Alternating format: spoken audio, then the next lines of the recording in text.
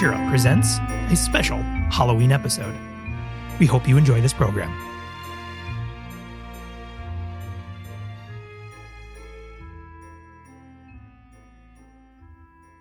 "86 years ago, on October 30th, 1938, just minutes into the CBS radio broadcast of Orson Welles' Mercury Theater on the Air, their special adaptation of H.G. Wells' War of the Worlds, the narrator read, 'Ladies and gentlemen, we interrupt our program of dance music to bring you a special bulletin from the Intercontinental Radio News. At 20 minutes before 8 Central Time, Professor Farrell of the Mount Jennings Observatory, Chicago, Illinois, reports observing several explosions of incandescent gas occurring at regular intervals on the planet Mars. The spectroscope indicates the gas to be hydrogen and moving towards the Earth with enormous velocity. Professor Pearson of the observatory at Princeton confirms Farrell's observation and describes the phenomenon as, quote, like a jet of blue flame shot from a gun, end quote. And so the rest of this radio play would continue to air and deliver one of the most famous scares in history, or at least so we're led to believe, and at its conclusion would kick off essentially decades of conversation around the relationship between science fiction and society, and broaden our exploration around the role of sci-fi influencing or reflecting societal fears and hopes. So grab your popcorn, or perhaps your Halloween candy, and join us today on a snack or fun size special episode of Modem Futura. Initializing waveform. Modulating signals for transmission. Exploring the possible, probable, and preferable futures. Welcome to Modem Futura.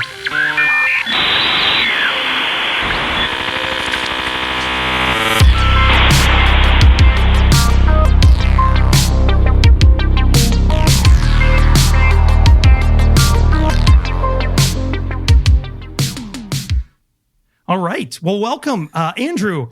Thank you for joining me on this fun. Sure, it's good to actually sort of talk with you with this experiment with bringing in a guest over the air. But I've got to say, in that opening, I love the fact that you used air quotes on a podcast that nobody can see. Well, we are, to be fair, we are also we're experimenting with a video format as well. So if it never makes the light of day, I'll use air quotes and hand gestures that no one will get to experience but me. But yeah, I thought this was fun. We've got it's Halloween, and I figured let's just jump on a really fun, quick. I was trying to think of the size of those little mini candy bars, and I'm like, are they snack sized or fun sized? So I kind of went with both. I kind of hedged. Yeah. Right. Okay. Fun snack sized. Fun size, snack size, which in reality is probably the size they're supposed to be or should be. I don't know. But I thought it would be great also because any chance to talk sci-fi, Halloween, whatever, with kind of having the fun exploration that we do with Modem Futura, I'm like, there is no substitute for going to and picking on some of our own people here at ASU, because we actually have a Center for Science and the Imagination, which is incredibly cool. So we're joined today by our special guest, and I won't keep him waiting much longer. Ed Finn. Ed, welcome to Modem Futura. Thank you, Sean. Hello, Andrew. Great to be talking with you. Good to see you, Ed. Good to hear you. Yeah. And so before we get in, I'm going to embarrass you by reading a little bio of you so we can introduce you to the Modem Futura family here. Ed Finn is the founding director of the Center for Science and the Imagination here at Arizona State University, where he is an associate professor in the School for the Future of Innovation in Society and the School of Arts, Media, and Engineering. He also serves as the academic director of Future Tense, a partnership between ASU and New America. Ed's research and teaching explore the workings of imagination, digital culture, creative collaboration, and the intersection of the humanities, arts, and sciences. He is the author of What Algorithms Want, Imagination in the Age of Computing, and co-editor of Future Tense Fiction, Frankenstein, Annotated for Scientists, Engineers, and Creators of All Kinds, and Hieroglyph, Stories and Visions for a Better Future. So again, welcome to Modem Futura, Ed. Thank you, Sean. I'm delighted to be here. And of course, what you didn't say is he also hangs out with a bunch of really cool sci-fi authors. Yeah. I can't believe that is actually a part of my job description. Totally well, is. actually, I can't either. I mean, sort of, you see the green eyes of jealousy here when I see everybody who you hang out with. So Ed, I wonder too if you could do a favor and just briefly, since you are the founding director of the Center for Science and Imagination, or CSI as it's called, maybe if you not could to be confused with That's CSI. right. That's right. Yes. but perhaps you could just give us a quick overview of what the Center for Science and Imagination is. Absolutely. So the mission of the center is to inspire and ignite collective imagination for better futures. Almost the opposite of H.G. Wells and War of the Worlds, but using the same tools, the tools of speculative fiction and stories about the future, to invite people everywhere to imagine the world we actually want to live in. So how do we use our incredible human superpower of imagining possible futures to have a productive conversation about what we might actually want to build? And so we bring speculative fiction writers and artists together with scientists, engineers, researchers of many different kinds to collaboratively imagine possible, plausible, preferable futures. Yeah, there they are. Well, yeah, and so I think, and again, today's like sort of special Halloween I say Halloween. Which seems to go completely counter to what Ed has just said about CSI. It's like, yeah, we're loosely Halloweenish themed, So, but I do think it is fascinating. And again, Ed, I'm so thankful that you were able to join us today too, because you sort of eat, sleep, and drink this kind of stuff all day long. In terms of wrestling all these different elements of that relationship between science fiction and society, right? And so how these kind of things intertwine together. But I'm curious, first of all, from I just would be curious to hear anyone's input just on your what your sort of gut reaction is around this sort of famous or infamous radio broadcast of H.G. Wells's War of the Worlds, because I think a lot of people, I grew up right with this understanding that it caused mass hysteria and massive panic. And it wasn't until much, much later, it's been almost 90 years, but for me, this was probably like 10 years ago, of really starting to actually question and dig into that, and then realize, well, maybe that's not the whole story here. So I'm just curious how that tale has sort of evolved for each of you, from your perspectives. Well, I guess I would sum it all up to say, well, it makes a good story, doesn't it? Yeah. And that cuts in a lot of different directions. So first of all, the fine art of promotion and telling a story about the story that you're trying to tell and getting people excited about it. So this was one of the great early examples of, guerrilla marketing doesn't seem quite right as the word to describe this, but bringing your narrative into the world in a surprising and different way. And you see people do that all the time now. We're much more used to that kind of unexpected storytelling. But the other way in which it's a good story is that people they were receptive to this, right? Or they wanted to believe it, or they were ready to believe it. And I think that's partially due to the power of radio and the dramatization. And this is something that we do in our own heads when we read a story, a piece of science fiction, but it's really powerful when you see something on the screen or even hear it, because you start to put yourself into that narrative, and it feels so much more real because they're human characters, they're people, and they have these emotions in their voices. It taps into this deep machinery we have in our heads for storytelling. So I think that's part of the magic of that moment, even if it's a bit of a story. Yeah, Sure. but I'm fascinated with what you said about people wanting to believe, because I've found the same thing. In fact, here's a bit of an admission. I've known about this story forever, it seems. And I, first of all, like you, Sean, heard about the story as mass hysteria. Then I heard about the counter story about it really being a story that Orson Welles began to develop around this. but I had never actually listened to or heard the broadcast until just before this. Oh, really? Which is actually quite embarrassing when I think about it. Because I just knew it as a story, and I guess I didn't see the point in actually sort of going back to the original. but you get to this, and Ed, what you were saying about people wanting to believe, that I can understand. Sort of people sort of in their heads thinking, I know this isn't real, but wanting it to be real. And where is the boundary between those two? Yeah. Well, Andrew, first of all, I love the fact that you I know. Well, so, I mean, a long time ago, I used to teach a media production course where we would do like podcasting and radio narratives and things like that. And that one assignment was always to listen to War of the World, because it was always a fall class. So we'd always do it around this time, right around Halloween. But yeah, I mean, it's really interesting because I think this War of the Worlds can serve as such a great case study just to pick apart in so many ways. Because also, I mean, the idea of people wanting to believe this thing too. I mean, I feel like there is also this embedded element of going back to 1938, right? In terms of radio is a newish medium at the time. It would be considered an emergent technology at the time.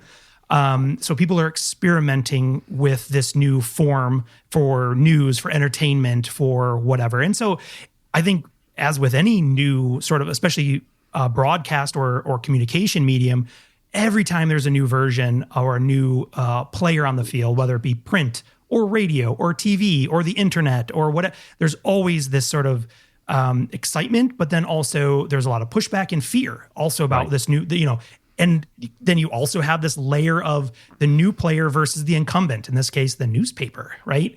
And so you have this sort of competing thing. And but also at the time, right, 1938, where it's the United States is, in a couple short years will be fully dragged into World War II. So there's growing conflict in the European continent at this point. I mean, it's getting pretty wild. We have this new medium coming up. There's all sorts of anxieties and sort of issues going on. And I'm curious about, how that might be, how we might relate that time period, even if I can make that stretch even into today, with all the different things sort of going on. And we have new mediums powered by generative AI platforms, for example. Is this a wheel that just keeps going around and around in terms of these new medias afford new opportunities, new storytelling, regardless of what the motive might be, whether it be entertainment or something more mischievous or even devious? But I don't know. What do you guys think about this? Like, does there feel to be this sort of history coming back around, or is this totally different? Ed, we are at another War of the Worlds, Orson Welles moment with this. Well, the idea that's coming into my mind is technical fidelity. And there's this interesting juncture here because we've got both Wells. We've got H.G. Wells, who wrote The War of the Worlds, and we've got Orson Welles, who produced the radio drama. And both of them were incredibly talented storytellers who pushed the technical limits of the things that were available to them. And H.G. Wells was famous for coming up with these really technically rich, detailed narratives about futures, predicting things like tanks, like atomic war, that inspired real technological innovation. And Orson Welles, of course, this incredible filmmaker and storyteller. And one of the reasons, I think, as you were alluding to, Sean, that this was so compelling is that it felt like live news. This was the beginning of the radio as this vehicle for instantaneous information. And so we were hearing history as it happened. So there is a kind of analogy to today, you could say, in the emergence of social media and the sort of endless news cycle.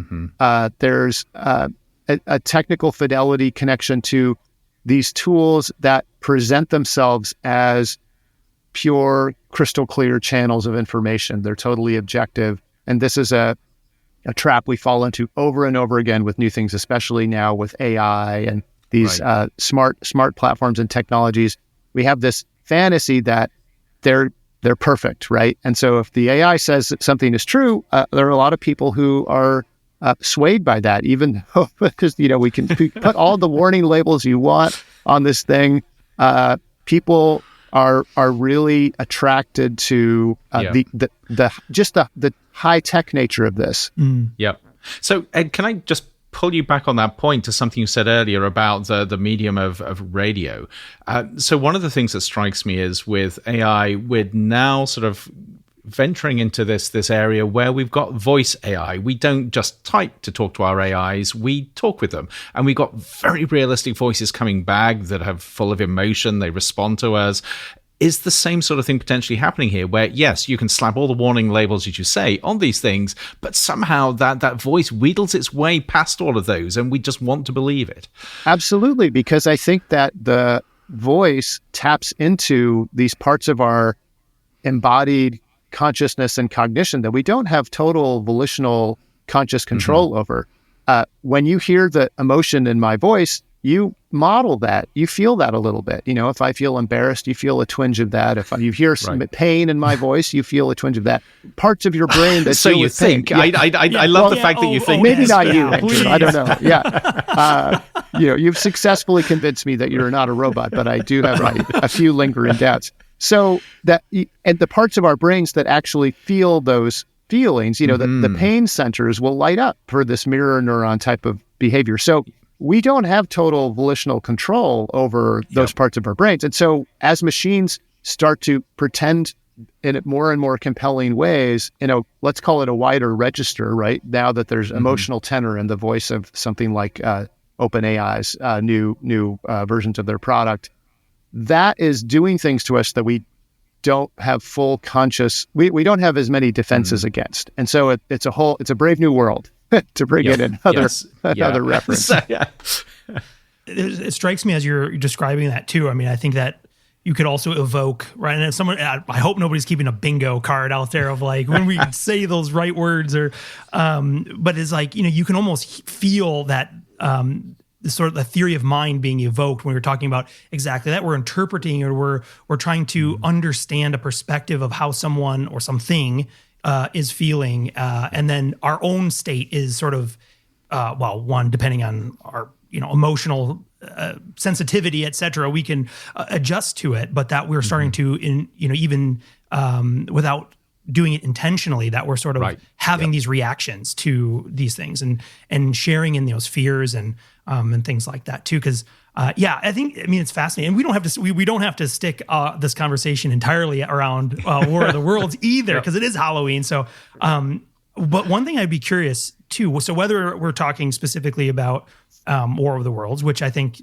everyone we've mentioned quite a bit around just the differences between the original, and this is probably like the third time in our podcast, Andrew, that H.G. Wells has, and that was not intentional. There's a recurring theme here. There was, and it wasn't intentional, but it sort of weaved its way through in different ways. But I mean, even those things, so I don't have the date in front of me. I can look it up real quick, or maybe one of you guys can while I'm talking. The original book, 1890 something, 96, somewhere in there. I feel like it was 1890 something. But the foreshadowing. That's the sound of Ed looking it up. Yeah. Yes. So, it sounds like a nice mechanical keyboard. Yeah.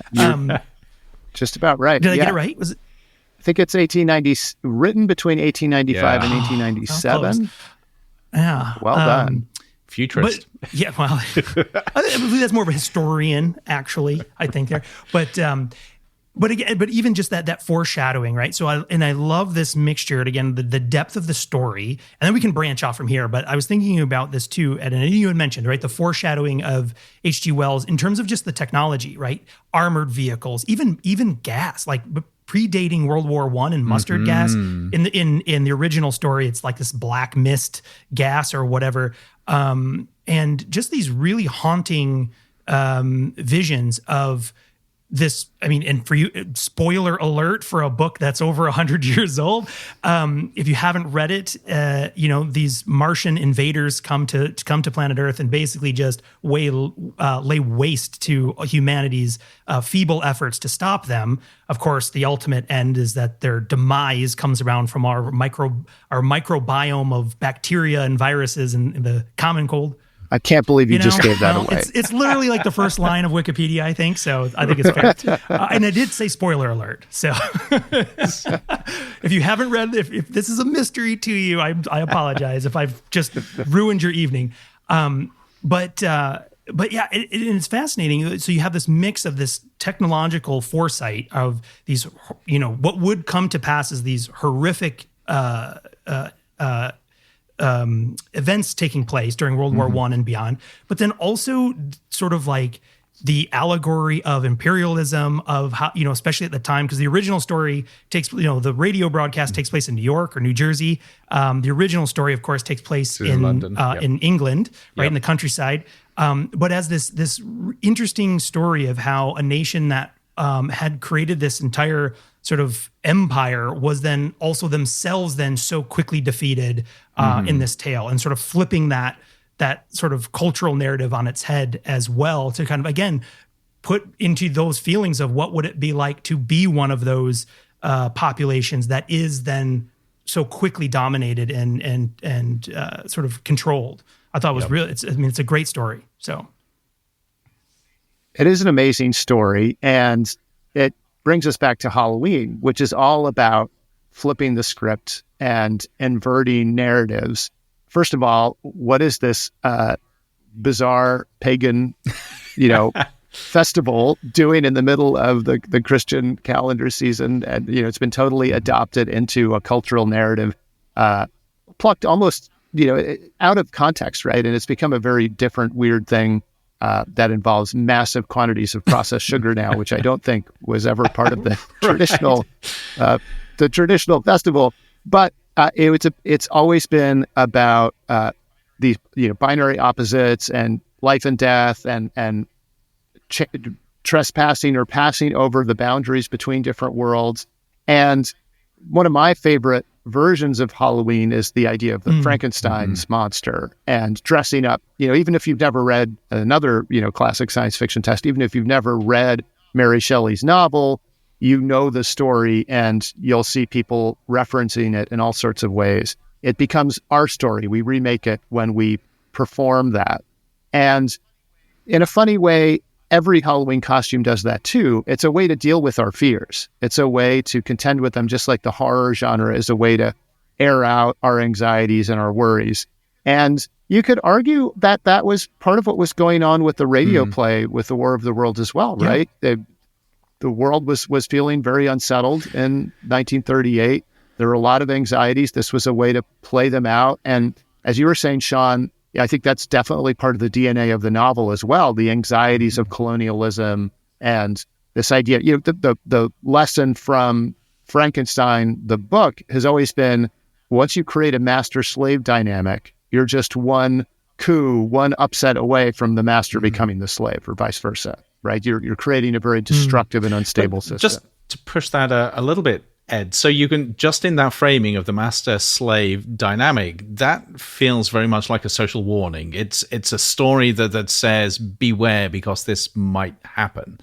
And yet you go back to that radio production and Halloween. I don't quite get that in terms of the fear. Or do you feel that sort of, even in a sort of an entertainment setting, that realization that actually things aren't as stable as they are is part of this?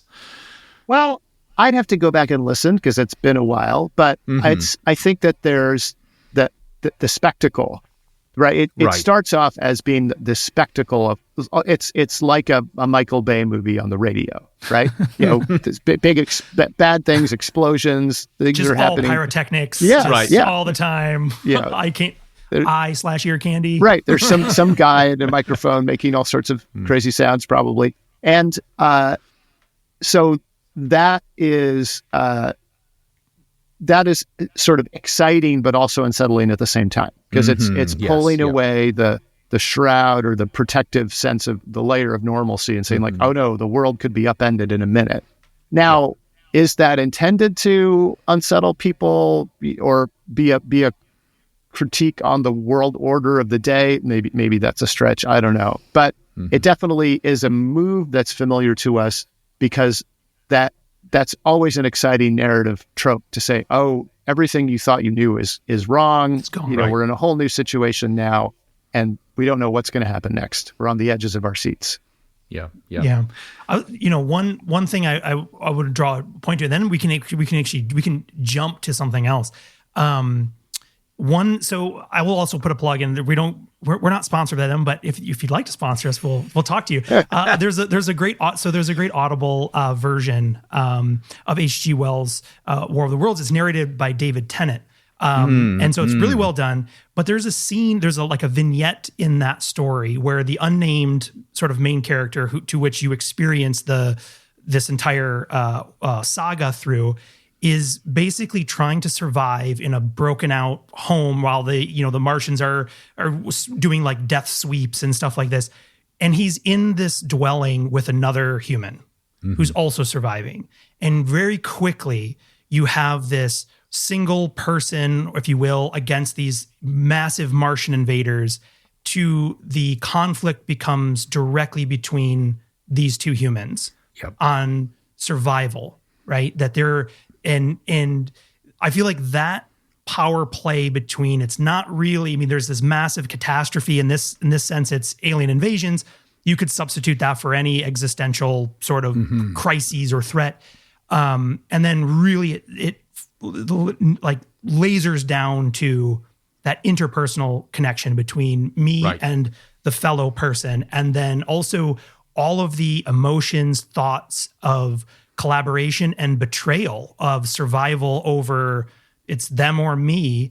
And I'm also drawn to that. So that same kind of connection is often what you see in for example, a lot of zombie movies or stories, right? Where you have these horror, and it's like, it doesn't really matter how many zombies are out there or whatever. It ends up the person you need to worry most about were those other human survivors who you find yourself. It's a story about people, and it's a story about how we respond in the face of adversity. And actually, just going back to War of the Worlds, and this is slightly complex if you know the story, but I find it fascinating that you can imagine if this was made now in America, the focus would be on how humans destroy the Martians. And yet that isn't what happens in the book. It's about human society trying to work out how to deal with the impossible. And it's something else that gets rid of the problem at the end of the day. Yeah. Yeah, I really like that aspect of the story because it's a temptation that's always there in the science fiction genre to follow the technological solution.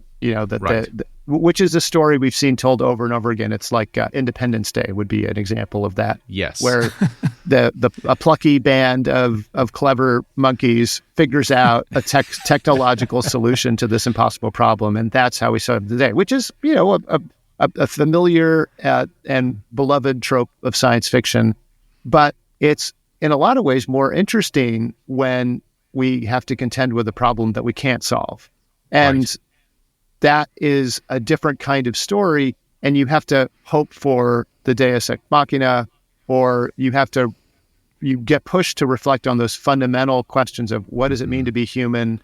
Right. How do we define ourselves against the other? And how do we define ourselves in an uncaring universe where alien invaders will show up and there's nothing you can do about it? And I have to laugh because you mentioned Independence Day, and which I think, another spoiler alert. Are you going to do it again, Sean? I feel like I have to, because isn't it also just wait till I watch the film first. Yeah, isn't it also a virus? A totally different situation. Totally different. Yeah. And I do want to point this out because I still to this day have not lived. When did that movie come out? I want to say 90. This is 90? Late 90s, I think. It's not like we don't have the internet right in front of us. We probably could look this up. But so just real quickly, funny story about Independence Day. I was in middle school at the time. 96. 96. Okay. So yeah, I was in like 8th grade, something like that. Goodness. Dating you. Yeah. Yeah, I know. But I went to see it with a friend at the local theater and was so blown away by the special effects that I came home, like running home, proclaiming this to be the best movie ever made. It does not hold up. And to this day, I was going to say, do we need to have a talk about this, Sean, and this whole podcast? Are you the right person for me to do this with? Yeah. Oh my goodness. And to this day, and rightfully so, it's still brought up probably once a year of like best movie ever, right, Sean? I'm like, I was 12 years old, like, or whatever, like, leave me alone. But yeah, so yes. There's something to that. The fact that the virus in Independence Day is a technical artifact. It's created by people. And the virus in H.G. Wells is a complete biological accident that humans are just the lucky bystanders in this Darwinian, mishap. Yeah. So, but they operate according to it's the same MacGuffin. It's the same magical principle that this thing is going to solve all your problems. Anyone who's actually used computer systems knows that it would never work that way. Like some alien would have left a laptop unplugged, that somebody's spaceship wouldn't have been working right in the first place and somehow it would have been immune to this there are no, binary switches that get flipped. Just like actually the biological virus, it seems very unlikely that it would, nothing is 100% lethal, right? So it's a magical thinking exercise, but it makes for this great story and this reversal, and that's what we find so satisfying. Yeah. Yeah. That's And like I said, I will never live that down. My selection. And honestly, maybe rightfully so. How do you feel, Sean, now that it's still your favorite movie today? I no longer, I'll tell you, the scars live on. I've never proclaimed any movie to be any good ever since that experience. Oh, no. So you're saying it's still the reigning champion. It's still your number one. I think it still remains the first and last movie I ever officially gave a rating. So I think you ought to own this, Sean. There's something about movies where if you enjoyed a movie, I think you ought to just own that and say, this was a great movie for me at the time. At the time, it was. But the part that the part that stung the worst is so the whole family came with me to see it again. Because it was so good on the strength of your recommendation. Yes. Yeah. And I don't remember the line, but it was one of the cheesy, and when you watch it now, it's just like, there is just cringe moments where you're like, ooh, that's just, and at one of those points, I just remember seeing something out of my, side vision, and I look over, and I think it was my dad who just kind of leaned over and just looked at me like, really? And I just was like, I just sank back in my chair. I'm like, yep, sorry. My bad. So but I've got to tell you, I was having a conversation with a good producer friend some time ago about movies, and I happened to slip and talk about another movie where I said not a good movie, and he looked at me and he said, "There's no such thing as a bad movie." He said, "You look at everything that goes into every single movie. Every movie is a good movie in some aspect." The amount of effort, the incredible number of battles and struggles that one has to go through to make any movie at all. There are thousands and thousands and thousands of movies that didn't make it, that didn't get made. So this is one of the ones that got made. Absolutely. All right. So we don't want to stretch this fun size out to a full size candy bar. Right. Yes. Yeah. But I would be curious because we're on Halloween, and I have some more admissions I can make later as well around all these things. I would be curious. It's Halloween time. Any like major favorites or automatic go-tos for yourselves or your families or your group of friends for Halloween time? Do you have a genre of, let me ask it this way too. If you're thinking about a different thing, some people love Halloween, love it. I'm not one of those. I've always enjoyed it. See, I'm the Brit in the room. It confuses me. Actually, I've been here 20 odd years, so it doesn't confuse me as much now, but definitely it did when we first came to the States. Yeah, really liked it in college. I'll tell you that. That was fun. It's a different kind of Halloween in college. But yeah, I don't know. Just curious. Nowadays, do you guys have any go-tos for? Because I'm not a fan of I do not like scary movies. I don't. I typically will not watch either scary movies or horror movies unless there is something compelling about the story. So there are some really good sci-fi examples. Alien is a perfect example of the sort of a sci-fi horror movie. But the story is so good. But generally, no, I won't watch them. Yeah, there's no movie that I turn to on Halloween. For me, Halloween is a hands-on holiday. It's the time of year where I'm maybe most engaged in actually making things. And I'm not like a huge crafting person, but I made a Lego costume, made a Lego brick costume one year for my son with real Lego bricks. No, actually, a giant piece of cardboard. I was that would turn into a Lego brick. But this year was a new height because he wanted to be a relatively obscure character or set of characters from this video game, The Legend of Zelda. And so there was no real costume available, so he had to make the costume. We got pieces of it. There are people who will sell you elements of this, but we 3D printed this mask, and over the weekend spent quite a bit of time painting and adding hat gluing stuff on and making this mask now it has a mohawk and it has these earring things. It's very elaborate, and so that's very hands-on stuff. And but when you as a parent, for me, that's what Halloween is. It's about helping the kids do their thing, and attending the countless Halloween related activities. And actually, one thing I would say is, to me, this is a very positive, upbeat holiday. Even though it's supposed to be about scary stuff and horror, it's really about communities coming together and, yes, sort of maybe sort of having pretend frights, but actually everybody is really enjoying themselves and very sort of open and collegial. And I think there's just a great atmosphere around it. And actually, it takes me back to sort of where we opened with talking about your Center for Science and the Imagination, Ed, which is all about thinking about the future in positive ways. And I love the frisson that you have at Halloween, where the framing is about scare and fright, but the result is really sort of positive connections. I think that Halloween is about letting people take off their disguises and be who they really are. Oh, I love that. Yeah. By putting one on. Yeah. So that I have got to wonder this year how many people are going to go around with some instantiation of artificial intelligence. You're going to have the scary ChatGPT or whatever. Well, I think that's interesting. And it's going to be, is it going to look like a chat window? I know. I don't know what it we looks don't know like. what ChatGPT looks like. And that's what does existential angst around AI look like wandering the streets? That's gonna be a good one. Yeah, I don't know. We just carved our pumpkins last night, and I will say, I don't know, Ed, are you originally from Arizona? No. Are you from? No, okay. I'm a transplant. I was born in New York, but I grew up everywhere. Okay. So I grew up in Michigan, and I was absolutely befuddled, bewildered. I don't know the right word. The first time I carved a pumpkin in Arizona, they're practically hollow here, which is I just remember so I haven't done this here because our kids have left home. You mean none of the gloop inside? Barely any. Where are you buying your pumpkins?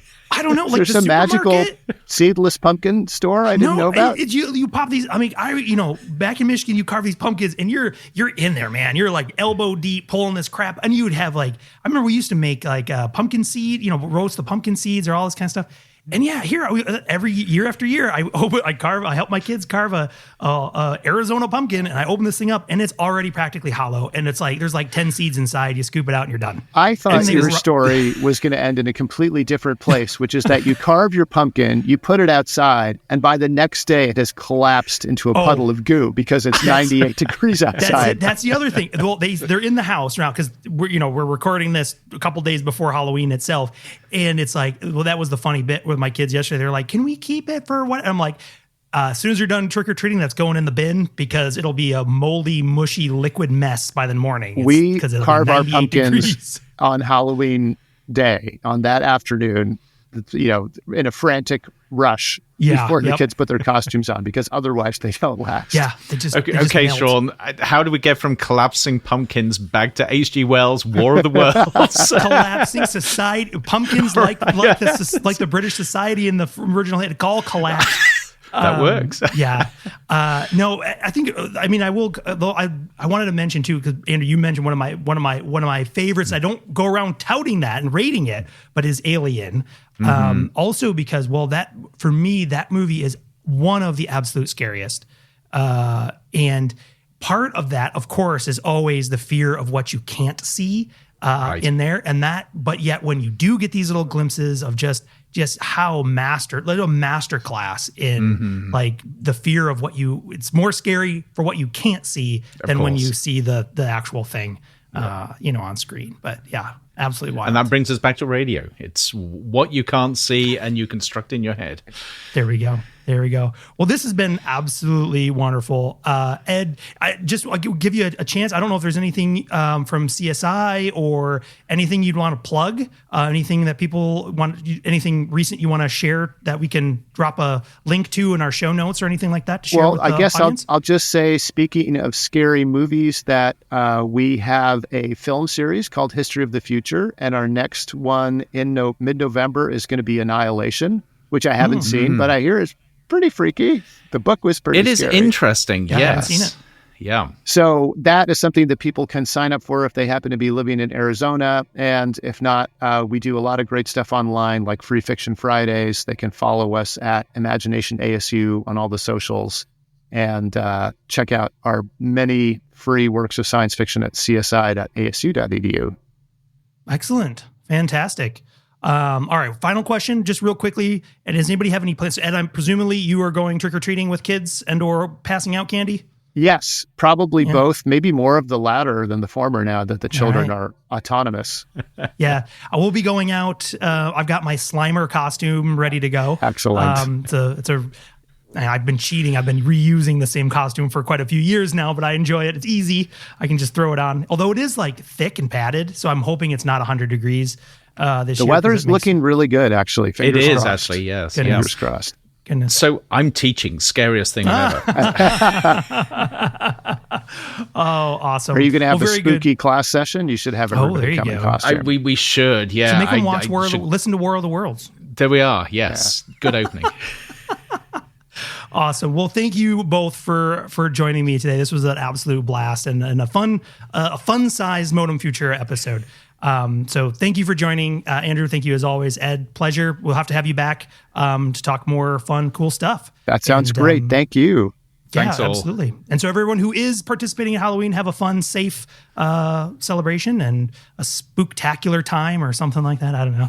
And well, that's it for me. And Andrew? Normal services resume on Tuesdays, but yeah.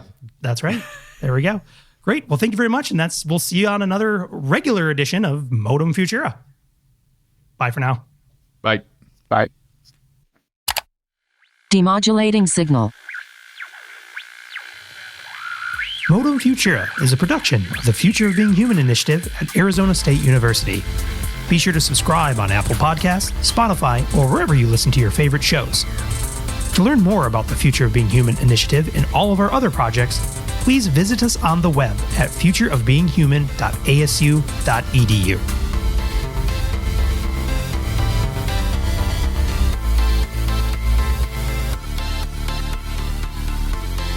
End transmission.